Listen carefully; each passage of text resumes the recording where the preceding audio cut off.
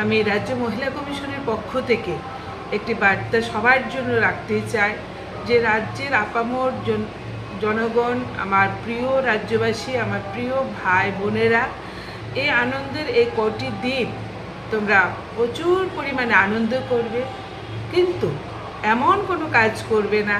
যার দ্বারা তোমার জীবনের একটা কলঙ্কময় অধ্যায় তৈরি হয় বা কারোর জীবনে একটা কলুষিত জীবন সৃষ্টি হয়। সবাই যেন আমরা আনন্দে মাতোহারা হতে পারি, কিন্তু এরকম কোনো কাজ করব না যেন আমাদের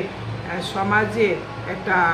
দুর্ঘটনা বলে আখ্যা করা হয়। আমরা সবাই যেন খুব ভালোভাবে এই উৎসবটাকে মেতে উঠতে পারি এবং সবাই যে নিজেদের মধ্যে একটা সম্পৃক্তি এবং সমৃদ্ধি রেখে আমরা এই পুজো উৎসবকে পালন করবো, সেই বার্তাই আমার পক্ষ থেকে থাকবে। আমি রাজ্য